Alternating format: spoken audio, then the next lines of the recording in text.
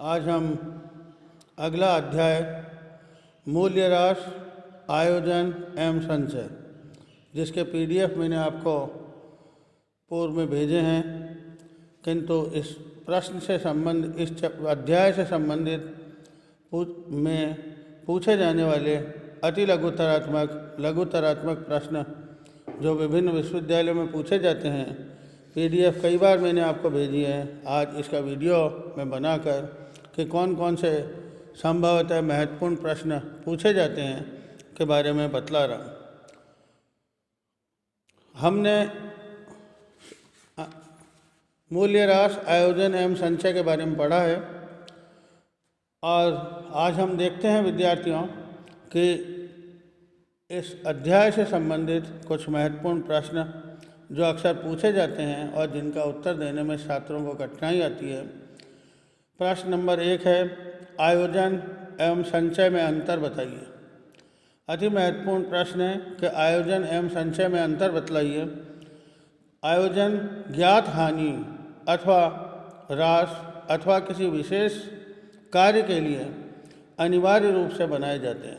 अर्थात जो प्रोविज़न है, जब हमने पढ़े थे तब भी हमने कहा था कि ज्ञात हानियों के लिए आयोजन बनाए जाते हैं, जिसके अंदर ह्रास अथवा किसी विशेष कार्य के लिए अनिवार्य रूप से बनाए जाते हैं। जबकि संचय जो है वह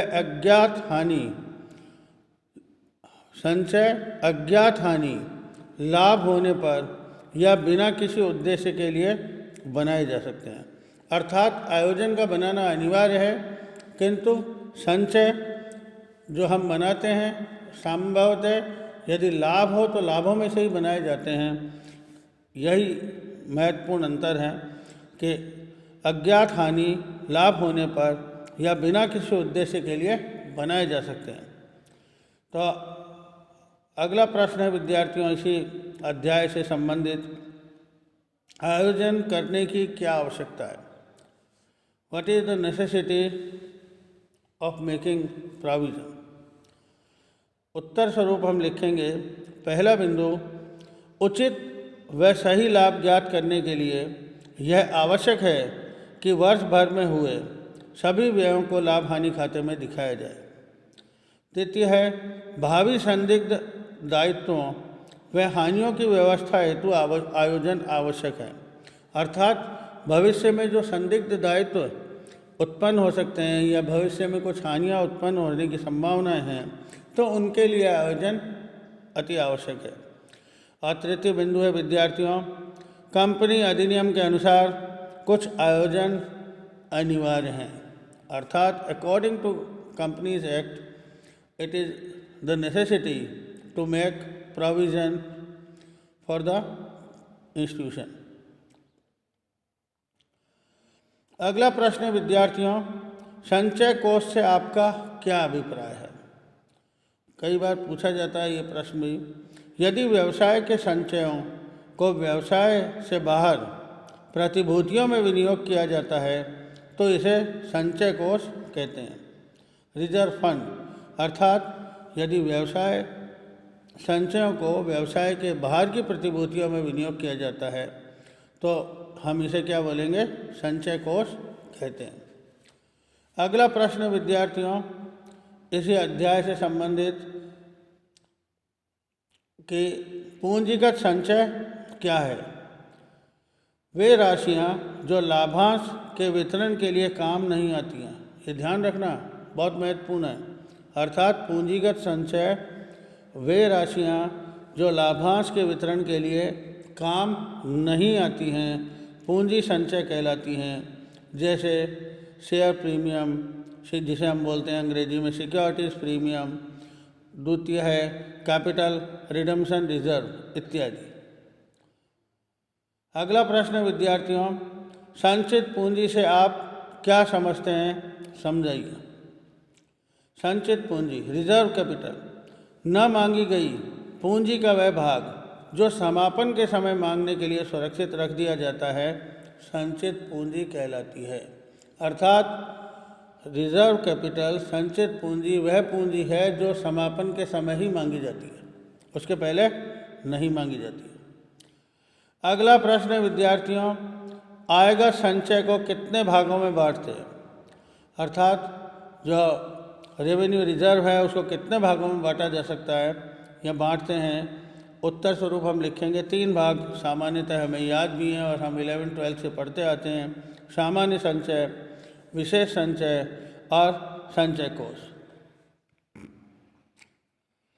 अब हम देखते हैं विद्यार्थियों अगला प्रश्न इसी के अंतर्गत, विशेष संचय से क्या तात्पर्य है? जब लाभों में से एक भाग किसी कार्य विशेष के लिए बचाकर संचय में हस्तांतरित कर दिया जाता है तो उसे विशेष संचय कहा जाता है। अर्थात वहाँ उस संचय का उद्देश्य किसी स्पेसिफाइड कार्य के लिए होता है, अतः उस कार्य विशेष के लिए ही इस संचय का निर्माण किया जाता है और जब संचय निर्माण हो जाता है तो उसके पश्चात उस कार्य विशेष के लिए इसका उपयोग किया जाता है। अगला प्रश्न विद्यार्थियों, गुप्त संचय क्या है? What is secret reserve?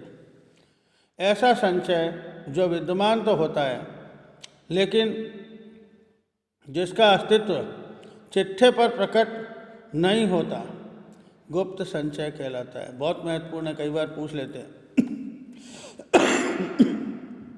कि ऐसा संचय जो प्रेजेंट तो है लेकिन जिसका अस्तित्व चिट्ठे पर प्रकट नहीं होता, क्या कहलाता है? रिजर्व फंड, सीक्रेट रिजर्व कहलाता है। अंतिम है नम्मा, किन कंपनियों के लिए गुप्त संचय का निर्माण वैज्ञानिक बतलाया गया है? कई बार पूछ लेते हैं ये भी कि कौन कौन सी कंपनियां ऐसी हैं जिनके लिए गुप्त संचय का निर्माण वैज्ञानिक है? उत्तर में लिखेंगे बीमा company, insurance companies, banking companies, electricity companies में गुप्त संचय का निर्माण वैज्ञानिक है।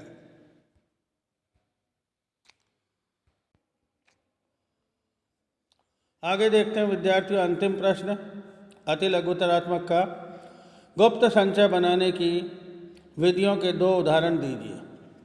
अर्थात गुप्त संचय का निर्माण किस प्रकार से किया जाता है, जिसके प्रत्युत्तर में हम लिखेंगे पहला, ख्याति को कम दिखाकर गुप्त संचय का निर्माण किया जा सकता है और द्वितीय, अंतिम स्टॉक का मूल्यांकन कम करके गुप्त संचय का निर्माण किया जाता है।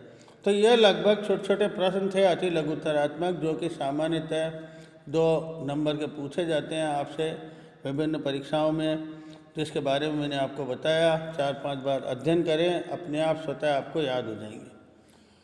आगे लघुतरात्मक प्रश्नों के अंदर देखते हैं हम विद्यार्थियों के जो प्रश्न है, पहला, गुप्त संचय बनाने के 4 उदाहरण को बताइए। सामान्य ये प्रश्न आ चुका है विश्वविद्यालय में कि गुप्त संचय का निर्माण किस प्रकार से किया जा सकता है और 4 उदाहरण बताइए। पहला उदाहरण है विनियोग स्कंद देनदार जैसी संपत्तियों का अवमूल्यन करके। अर्थात जो हमारी करंट एसेट्स हैं, इन्वेस्टमेंट, स्टॉक एंड डेटर्स, इन संपत्तियों को हम अवमूल्यन का मतलब कम मूल्य पर दिखाएं जबकि इनकी वास्तविक मूल्य ज़्यादा हो। द्वितीय है आवश्यकता से अधिक राशि काटना। अर्थात जो हम डेप्रिसिएशन प्रतिवर्ष लाभ हानि खाते में स्थानांतरित करते हैं, लिखते हैं, वो क्या होगा, आवश्यकता से अधिक हम जब घटाएंगे तो उन संपत्तियों का मूल्य क्या होगा, वास्तव में कम होगा, लेकिन पुस्तकों में तो कम होगा लेकिन वास्तव में मूल्य ज़्यादा होगा। तृतीय, पूंजीगत खर्चों को आयगत खर्चा दिखाना। जब कैपिटल एक्सपेंडिचर है उनको किसके रूप में दिखा देना, आयगत खर्चा दिखाना और उस लाभ हानि खाते में हस्तांतरित कर देना। चौथा है विद्यार्थियों ख्याति को कम दिखाना। अर्थात ख्याति के मूल्य को कम दिखाने से भी संपत्ति पक्ष कम होगा तो गुप्त संचय का निर्माण होगा। और उसके पश्चात 5वां है दायित्वों का अधिमूल्यन करना। अर्थात जो दायित्व वास्तव में हैं उनको अधिक मूल्य पर दिखाना। जब दायित्व अधिक होंगे जबकि भुगतान वास्तव में आप संस्था को कम करना है, तो ऐसी इससे भी गुप्त संचय का निर्माण किया जा सकता है। अंत में हम देखते हैं विद्यार्थियों अगला प्रश्न, प्रश्न संख्या 2, मूल्यह्रास के कारणों पर प्रकाश डालिए। अर्थात जो मूल्यह्रास है उसके कारणों पर प्रकाश डालना है। उत्तर स्वरूप हम लिखेंगे विद्यार्थियों, संपत्ति के निरंतर प्रयोग से संपत्ति में घिसावट होती है, कार्य क्षमता में कमी होती है। द्वितीय, संपत्ति का जीवन काल समाप्त हो जाना। तृतीय, नए आविष्कारों के कारण अप्रचलन, जिसे हम ऑब्सोलेसेंस बोलते हैं, अर्थात समय के साथ साथ नई मशीनरी इत्यादि का प्रयोग किया जाने लगता है तो पुरानी मशीन क्या होती है, अप्रचलन में हो जाती है, अर्थात चलन से बाहर हो जाती है। चौथा है कच्चा माल निकालते निकालते रिक्तता आ जाना। अर्थात जो कच्चा माल हम निकालते हैं तो निकालने से क्या आएगी, कमी आ जाती है। और अंतिम है पांचवा, संपत्ति के बाजार मूल्य में स्थायी गिरावट। अर्थात यदि संपत्तियों के बाजार मूल्य में स्थायी गिरावट होती है तो ऐसी स्थिति में भी मूल्यह्रास का आयोजन करना अति अनिवार्य है, ज़रूरी है। और मूल्यह्रास कंपनी अधिनियम के अनुसार भी एक निश्चित सीमा तक प्रतिवर्ष मूल्यह्रास का आयोजन किया जाना चाहिए। अंतिम प्रश्न है विद्यार्थियों, सामान्य संचय व विशेष संचय में अंतर स्पष्ट कीजिए।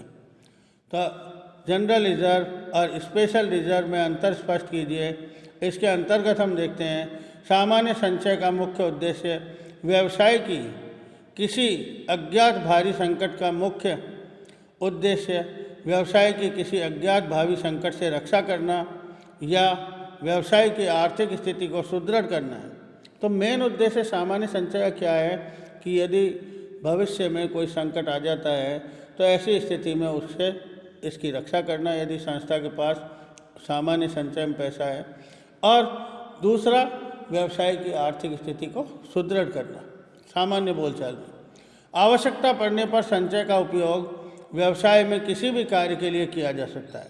अर्थात सामान्य संचय का प्रयोग यदि संस्था पे कोई मुसीबत आती है तो ऐसी स्थिति में किसी भी कार्य के लिए इस सामान्य संचय का उपयोग किया जा सकता है, जबकि विशेष संचय का निर्माण विशेष उद्देश्य के लिए किया जाता है तथा उसी कार्य में इसका उपयोग किया जाता है। तो दोनों में अंतर क्या है? सामान्य संचय का उपयोग किसी भी कार्य के लिए किया जा सकता है संकट काल में, किंतु विशेष संचय का उपयोग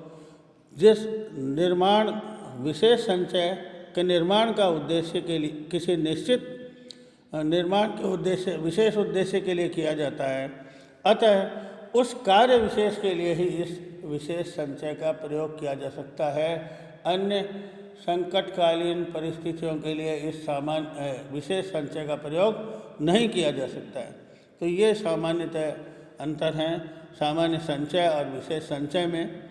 तो विद्यार्थियों, मैंने आपको आज अति लघुतरात्मक प्रश्न दिए हैं। पूर्व में भी मैंने PDF दिए, वर्तमान में मैंने इससे संबंधित कुछ महत्वपूर्ण प्रश्न छांटकर आपको दिए हैं और मैं आशा करता हूँ आप इन सभी का समय समय पर अध्ययन करें, क्योंकि आप जानते हैं मद्रास विश्वविद्यालय या विभिन्न विश्वविद्यालयों की परीक्षाएं निकट भविष्य में होने वाली है, आयोजित होनी है 2021 में। कोरोना काल में क्योंकि हमारा आपसी संवाद कक्षा के माध्यम से तो हो नहीं रहा है, ऐसी स्थिति में उम्मीद करता हूँ आप इनका पूर्ण लाभ उठाएंगे। और यदि कोई समस्या आती है तो आप मुझे अपने ग्रुप पर, क्लास के ग्रुप पर या व्यक्ति से मेरे से संपर्क कर सकते हैं। बहुत बहुत धन्यवाद।